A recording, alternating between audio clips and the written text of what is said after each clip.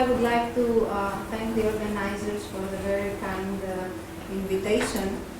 And I would like to tell you that I'm actually not a mathematician. I am a physicist working in problems in biology. And today I will talk to you about some ideas we developed on how to use tools for topology to actually phenotype biological distribution networks. And this is something I started working in 2010 since I was a postdoc, but then most of the work happened at the Max Planck Institute for Dynamics and Self-Organization by actually these two students and also my collaborators at Rockefeller and Douglas Daly, who kindly provided us with a lot of the clear images where we tried the ideas. So my talk is going to be very, very different than the other talks that you heard so far, because I am not a mathematician by training. In fact, I have very little formal training in mathematics. But I work in an area that is quite complex, at least according to this graph that was in Strogat's book, where he actually tries to describe some systems that physicists are interested in and classify them based on the number of variables and the nonlinearity. So here, the very simple stuff says growth, decay, or equilibrium, exponential growth, etc., etc. This is very simple and easily solvable. And I know you can't see it because the resolution is not very good, but here is life.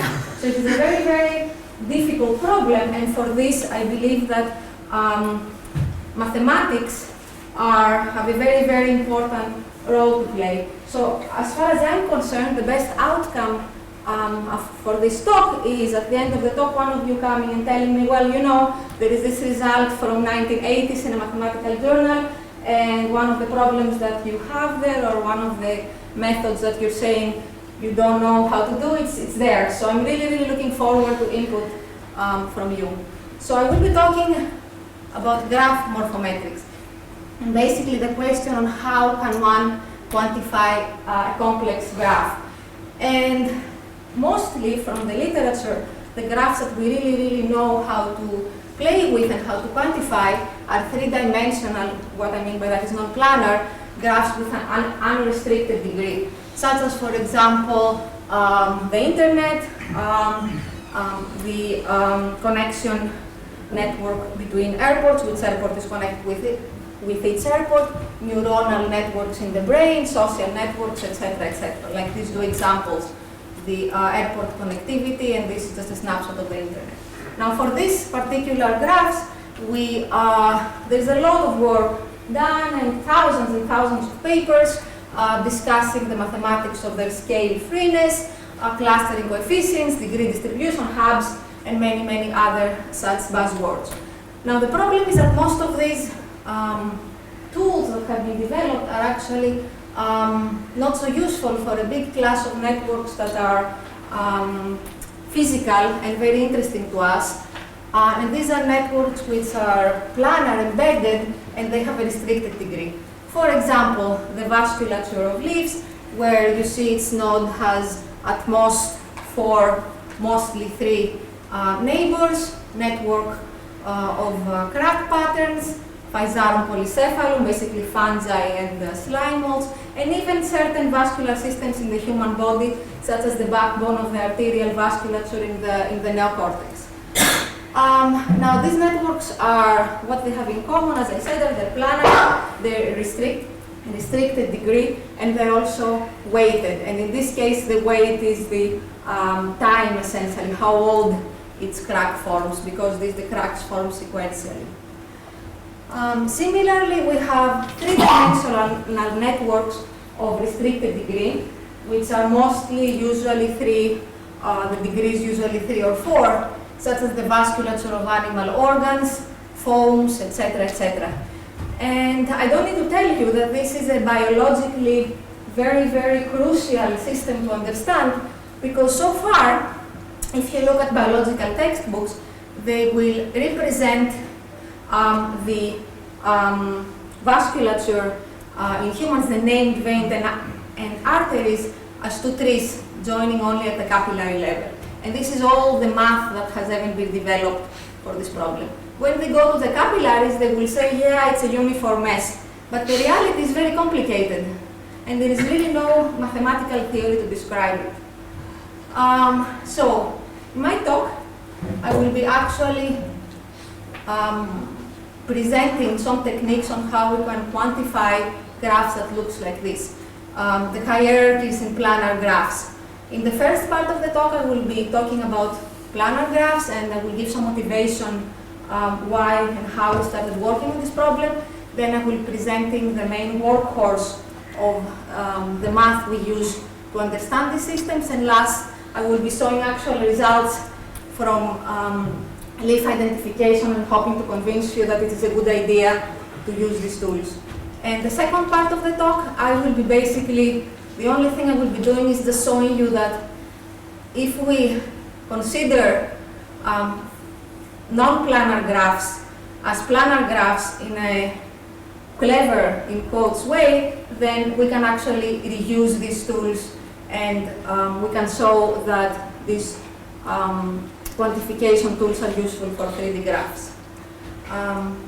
So this is a very important slide for the whole talk, because a lot of people tell me you work with leaves, but the vasculature of leaves is tree-like. And this is just to convince you that it is not. So this is a single sample. It's about maybe 10 centimeters long, and I zoomed in here, and then I zoomed again, and you see it's dominated by cycles. The trees are basically non-existent. So it is a very, very complex, very, very big graph full of loops, loops within loops within loops.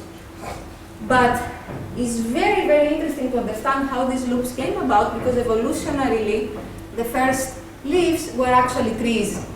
The venation actually had a tree-like architecture, and gradually, we can see this in the fossil record, they developed this very, very simple non-hierarchical honeycomb-like venation, and gradually, throughout the years, they developed this very reticulate, hierarchically ordered venation, and these are the vast majority of modern plants. Many groups, completely independently, developed very similar venation. So we want to understand and quantitatively how this transition happened and why. And another very interesting fact is that today, yes, we have this hierarchical organization in leaves, but it has different flavors. So these are some snapshots of close-ups of the venation of various leaves, and you see that there are certain common features, but at the same time, there is a lot of diversity, and you could make up words to describe them, but these words won't allow you to actually say, yeah, this leaf is actually more similar to this leaf, or this leaf is actually very, very different than this leaf. So we actually need a space, a phenotypic space for this type of venation. And this is very, very important, because whenever plant biologists understand how to measure a character, usually they're very easy, characters very easy to quantify, like the density, they find that there is a correlation between this character, this kind of obvious and easy to measure character, and climate. So I believe that if we learn how to measure these things very well, we will also learn how to, which leaves are optimal for which conditions. So I said that in order to understand how to phenotype leaves, we need to understand the distance, how far apart they are. And as a physicist, I have to make tests to actually make this quantitative. And a very simple test that we'll actually do later in the talk is that, a very simple test I could do is that I could take two very similar leaves, cut them up in small fragments, put it all in the same bucket, mix them up, and then take one by one the fragments and identify which leaf they're coming from. So I would like to know which features of these networks I need to measure so that I can optimally separate them in these two groups. And there are some features that are obvious to measure, and they're obvious that they're going to be useful. For example, the vein density, the vein width distribution, the junction geometry. But what about the connectivity of the weighted edges, which is a more complex, non-trivial character for the leaf? And in this particular case, I show 4 simple graphs that have exactly the same topology and the same weight, the same distribution of edge weights. And you see the way I can choose how to arrange the edges, and I can take very different graphs that will be also functionally as distribution networks very different.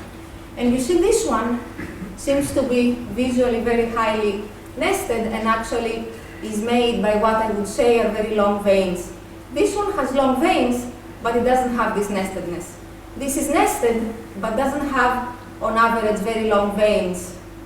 And this one is just random.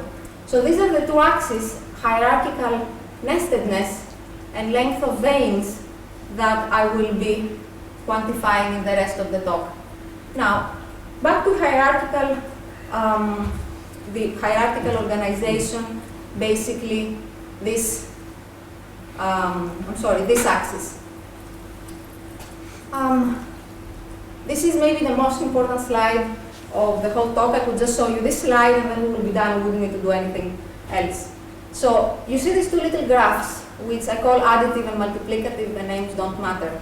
At first inspection, they look very much the same, but if you look closely, you will see that in this case, the thickest edge is on the left, whereas here is in the middle. So I would like to actually put a number and quantify on how different they are.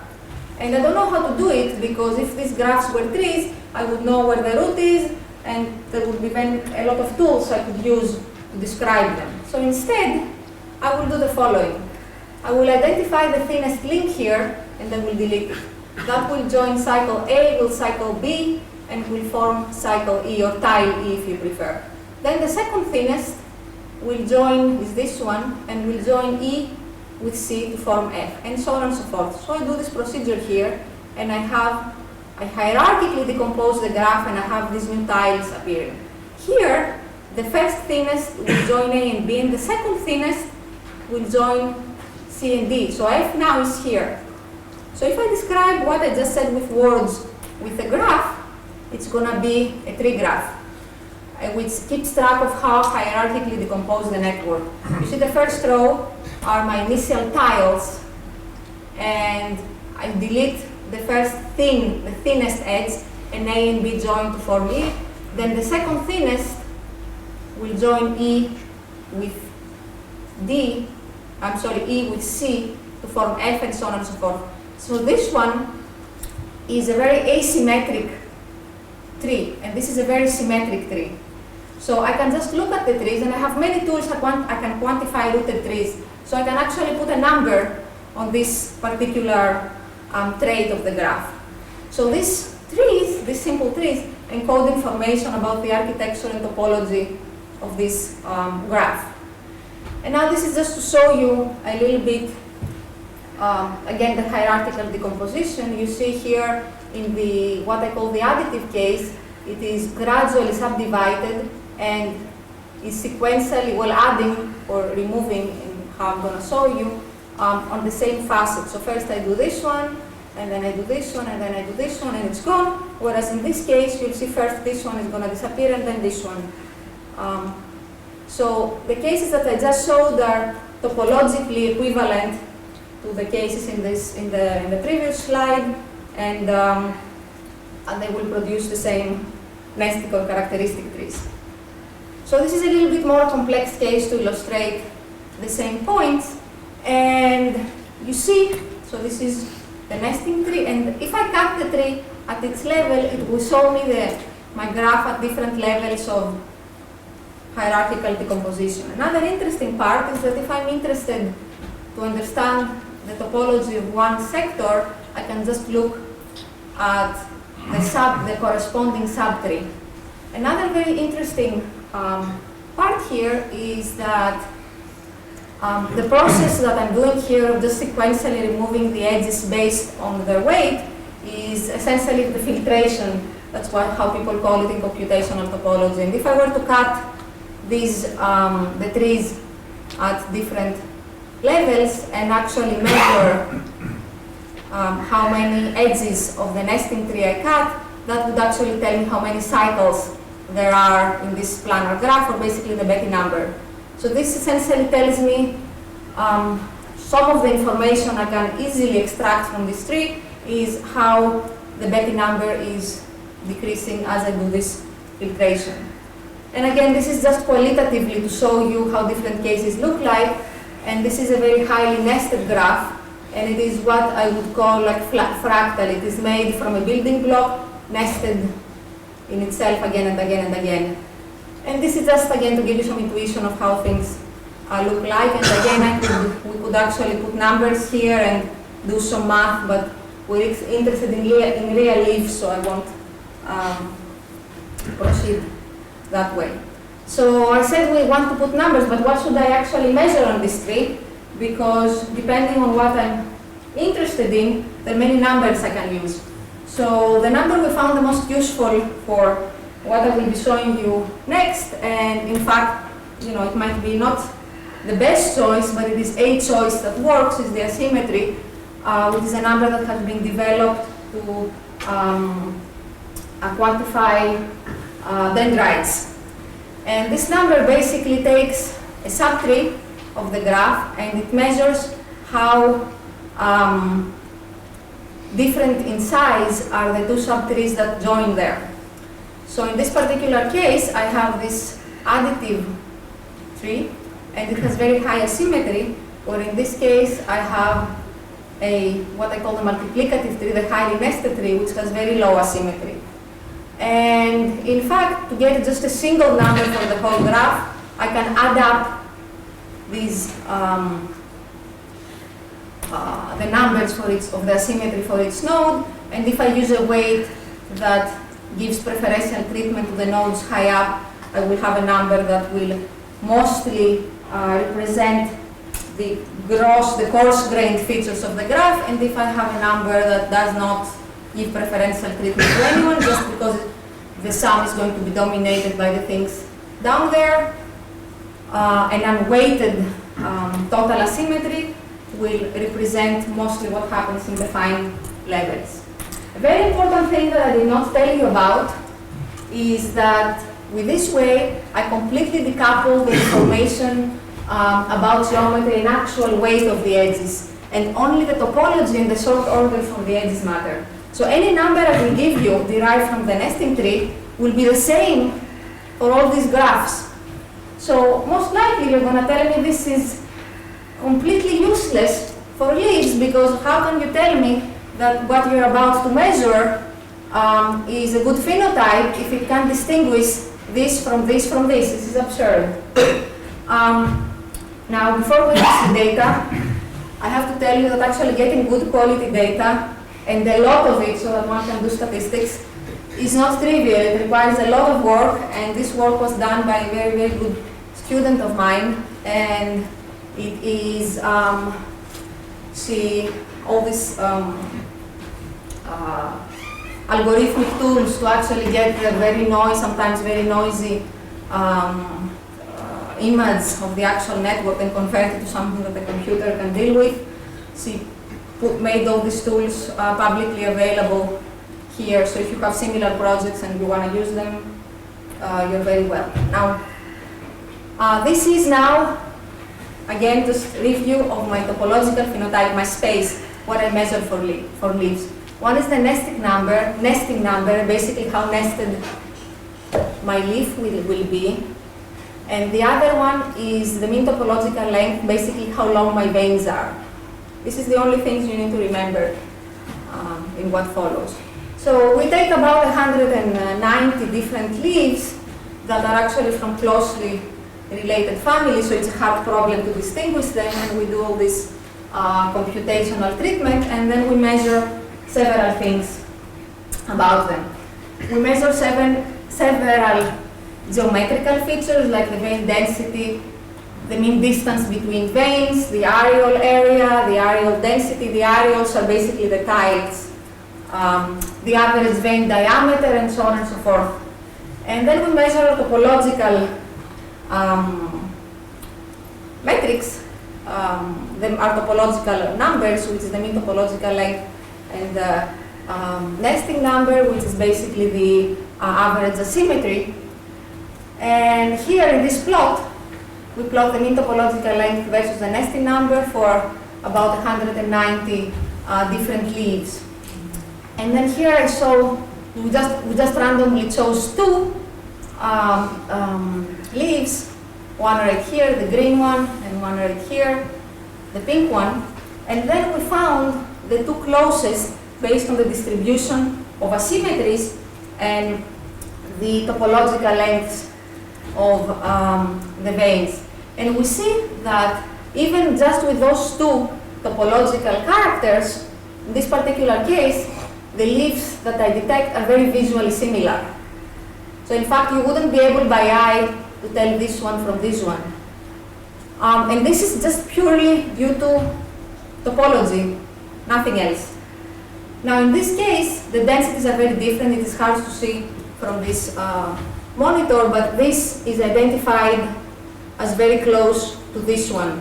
So in this particular case, topology is not correlated to, for example, vein density. Another thing we did is that we took all these numbers. We took the mean topological length, the weighted asymmetry, and the unweighted asymmetry, just to check the two different, what happens at the coarse grained level and at the fine level, and then various geometrical characters, and we did principal component analysis. And what we found, quite interestingly, is that to a very high degree, all the geometrical characters are one dimension, and they explain about 50% of the variation, and all the topological characters are a different dimension, orthogonal to the geometrical one, and they explain about close to 30% of the variation. So in a way, topology is an independent phenotypic trait, and it is orthogonal to geometry. And I wanted to do a harder test, and this is, can we actually use topology to identify leaves from fragments? Can we use this hierarchical decomposition? So what we did is that we took all the leaves, we cut them in very, very small pieces using in silico, basically. And we used half of the pieces as a training set and then the other half as a test set. And we actually taught the computer doing, using linear discriminant analysis to actually identify the fragments. And there were two tests. One is to identify fragments based on leaf membership, basically meaning cutting up the leaves and putting them all in the same bucket and then taking just one sample and saying which leaf does it belong to, which is a very, very hard test. And the other one is just taking two fragments and asking whether they belong in the same leaf or not, which is a much easier test. So these samples were all very similar to each other visually, because they all belong to very similar groups, very closely related species. So if we just use geometry, the geometrical traits, we get about an accuracy of 30%, so very high. If we include topology, the information from topology, we basically double, more than double the accuracy, which means that it is a very, very valuable phenotypic trait, the topology. And then for the pairwise test, it's an easy test, so the geometry just does by itself pretty well, just the topology improves significantly, but not by a lot. So this is something we're working on at the moment. What does this all mean, right? We have this great new tool. We can actually measure things for leaves that are statistically significant and they have not been measured before, but we have no idea how this correlates with ecotypes, with climate, with phylogeny. We don't know. So this is something we're trying to understand right now. So the, let's say, take-home message, if you were to forget the whole talk, the take-home message from the first part of the talk is that topology can be a very, very sensitive tool that we can allow us to identify and quantify planar graphs of fixed degree. And by topology, I mean this topology that actually includes the ranking of the weight of the edges. And the nestedness is actually distinct phenotype for leaf vascular networks. Now, leaves had the advantage that they were planar, so all these things were very easily applicable, like identifying the tiles and how to add them. But what happens when the graph is not planar? Now, what I will tell you about in the last 10-15 minutes is that if you put it on a high enough, on a surface with enough holes, every graph can be treated as a planar graph, at least in terms of the methodology we used here. And this is going to be very trivial for almost every one of you, so I will be very, very quick here. I'll go very fast because I don't want to bore you too much. But the main point here is in graphs that are not already embedded by nature, the specific embedding will actually determine the tiles. So this graph is planar but not embedded. So I can choose how to embed it, and that will actually determine which tiles I have to start with. This graph here is not planar, but if I put it instead of on a sphere on a torus, I can represent it without edge crossing, so I can treat it as planar. Also, all the cycles of my graph can be represented by adding the basis cycles. So in this particular case, I have 3 basis cycles, and if, for example, I wanted to get this cycle, I don't actually need to consider it independently, but I just can consider the addition of this cycle and this cycle. So all the 7 cycles here can be linear combinations of my 3 basis cycles. So with very, very simple math, with very, very simple algebra, which is shown here, I can actually represent, I can write an algorithm that will represent my whole graph in terms of edges and cycles and so on and so forth. And again, I'm not going to go into very details, in a lot of details, but in this particular case, this is a 6x6 square grid essentially wrapped around on a torus. And with some simple calculations, one can see that there are 35 basis vectors that are actually the tiles that live on the surface of the torus, and there are 2 basis vectors that actually will give me the fundamentals, the topological cycles that tell me that things are actually wrapped around the torus. And the most important thing here is identifying the correct basis, what my set of tiles that I can start with. And the A basis can be constructed by a spanning tree. So in this particular case, I have this graph that is basically made of 6 tiles, and this is a spanning tree, and if I subtract it from the graph, I can get these edges, and they will tell me essentially where one set of basis vectors is. Now, what's the correct base to use for our purposes? As it turns out, the correct base to use for our purposes is the minimum weight basis. And in some cases, in fact, the cases where the length of the fundamental topological cycles is much larger than the typical tile size, one can show that the minimum weight basis actually correspond to a tiling in 2 dimensions. And one could identify the minimum weight basis by, well, there are various algorithms, and the one that we used were actually the one devised by Horton.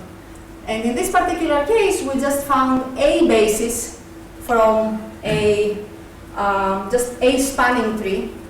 And these are just some vectors. The red ones are what would be the tiles, and the different colored ones actually go around the torus. And in this case, we use Horton's algorithm to actually tighten the basis and find the minimum weight basis, which correctly identifies the tiles and then the fundamental topological cycles. And then if I have the right basis to begin with, which in this example, like toy example, I just, by hand, I chose the tiles of this 3D graph here and I plotted them, I can proceed exactly as before. I can say I'll look at the thinnest edge and then I will join the two smallest cycles that join at that edge, and then I will repeat and I will repeat and I will decompose the non-planar graph and I will make a tree. Now this is mathematically, might mathematically not be unique, especially if I had more than one, in complex cases where I have more than one, what is identified as tiles joining at the same edge. But as we see, and we don't have any concrete mathematical proof, it actually works statistically quite well for our purposes. Again, as before, the geometry, the precise location of nodes doesn't actually matter. The same as I was showing for leaves. And again, this is a three-dimensional visualization of the so-called phase space that we're looking at, which is again the average vein length versus the topological asymmetry. Now, here in this representation, it's highly nested graphs are on the left and random ones are on the right. And now to test that what we've done is, I would say, meaningful, we looked at two different underlying topologies. One is a two-handle torus, where we actually knew what the fundamental, what the topological cycles were and exactly what the tiles are, and a random 3D, which is more like physiological. And then we sprinkled edges on with three different edge weight distribution algorithms, a random, one that produced lines, and basically these lines, they just grew at random, and when, if at random, if by chance they self-intersected, they stopped.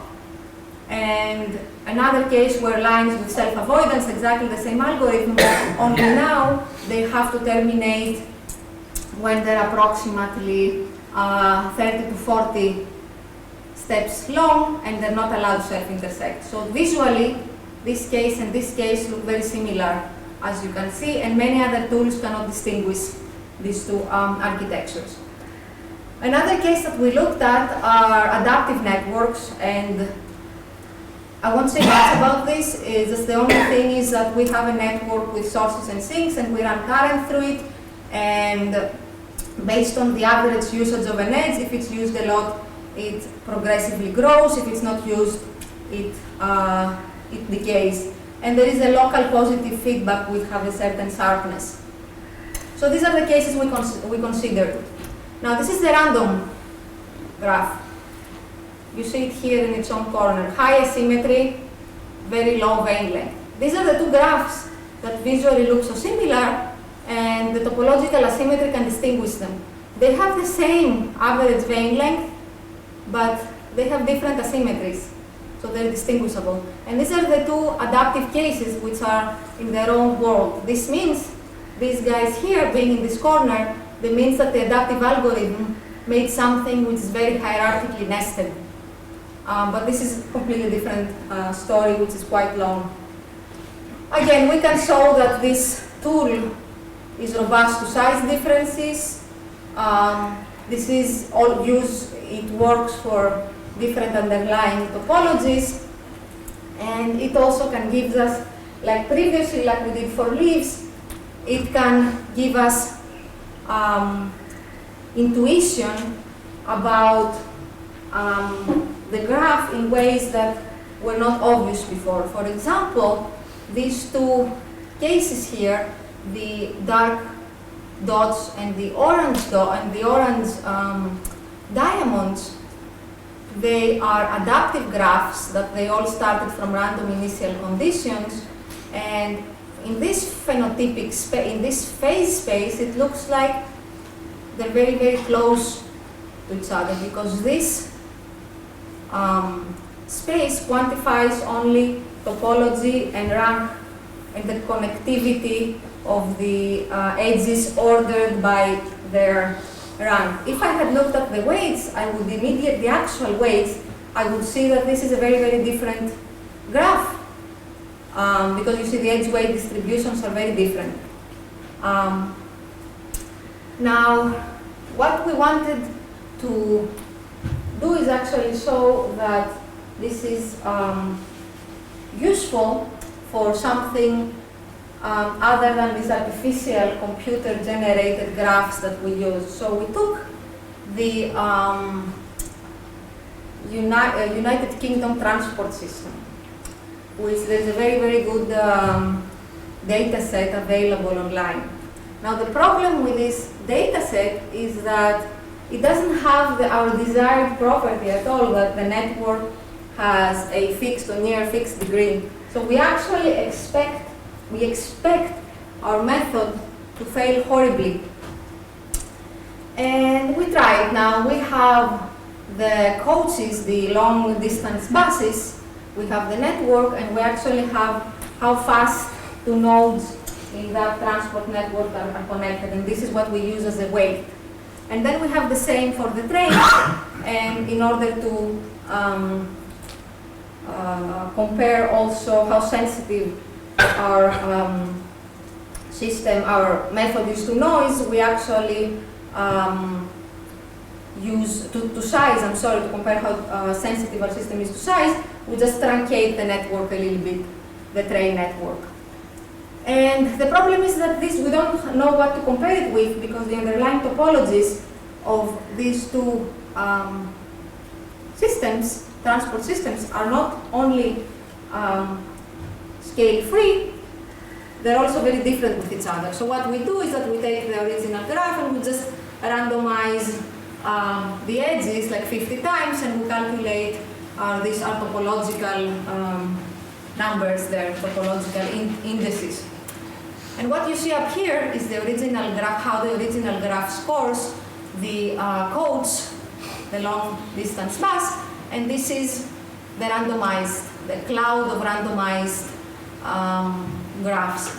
And these two are the train system, and this is the cloud of the randomized graphs. And what you see quite clearly is that, according to what I was showing you before, the coaches, the architecture of the coaches is the architecture of the network of the long distance buses is organized like this, whereas the trains are very, very different. Now one could speculate what this means, but there is a lot more work to be done here, and more importantly, there is a lot of work to understand why and when our methods should work. So why did we do all this? We did it because we want to understand human vasculature, and now we are in a place, as far as imaging techniques go, that allow us to start having fantastic, very high resolution and very, very accurate maps of the human vasculature, well, mostly the rat and the mouse. But so it is time to start asking questions. How do I measure this, and what does this mean? What are the right metrics to identify disease? But we still have a lot of work for this, and for this we really, as physicists that work in biology, we really need the input of mathematicians, because as I said in the beginning of my talk, these are very complex graphs, and for this I need complex tools. Now this is the summary of my talk, of the 3D part of the talk, but as you said, I didn't tell you anything new, just that we don't really understand the fundamental mathematics behind it. So I would like to thank you for your attention. Most of this work is either published or in a form that I can send you a manuscript if you want to look at it. And again, I would like to thank my collaborators.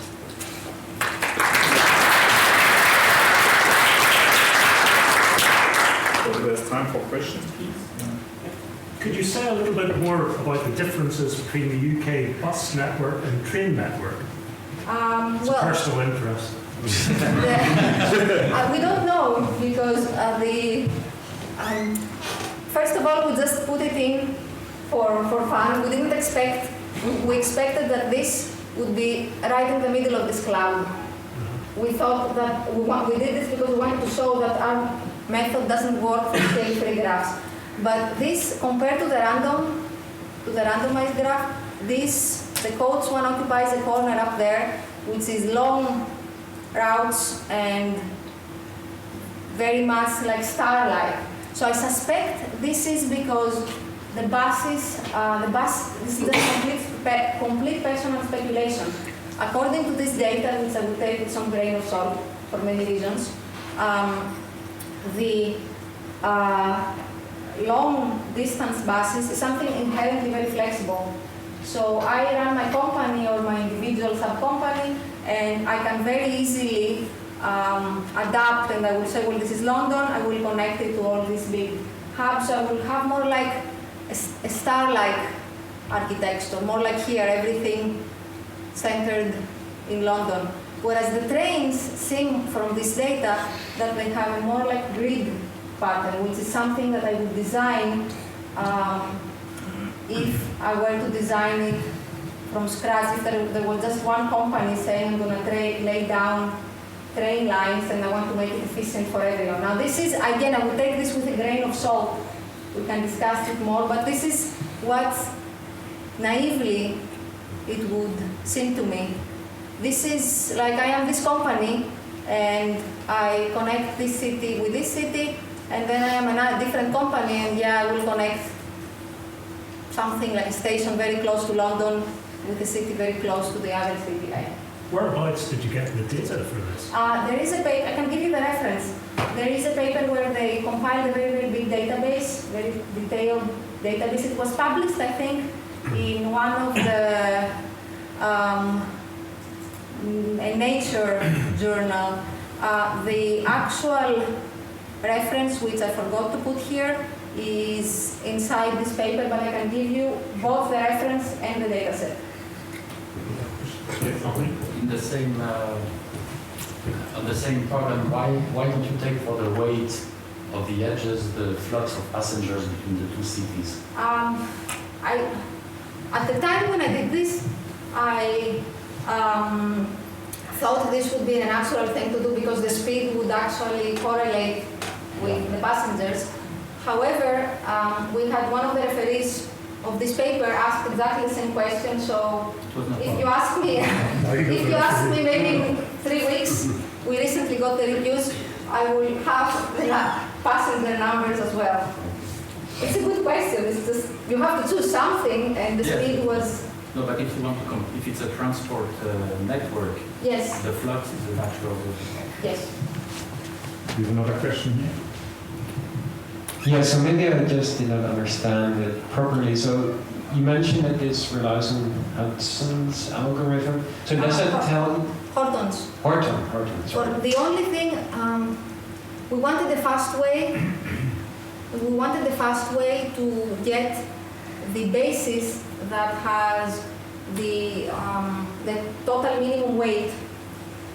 So does this require for you to choose what the topology of the surface is, or does it come out this out? That's a good question. We don't know what the surface is in principle. Otherwise, I would know how to do graph embedding, which I don't know how to do. So I'm just, you give me the network, I say I will get, I will use Horton's or any other algorithm that is fast to find the minimum basis. And if statistically my topological cycles that go around my cubes on my surface are longer than my tiles, then my method should work. However, we don't have any good mathematical proof on when and how our methods should fail. This is just statistically ad hoc. We try a graph and we can identify an organized graph from a graph with the same underlying topology but randomized edge weights. If that works, we say we have some success, but we need the help of mathematicians to actually understand what is under the hood really there. It's just, we cross our fingers. I think we have to continue. We have a coffee break also for more detailed questions. So let's thank Eleni again.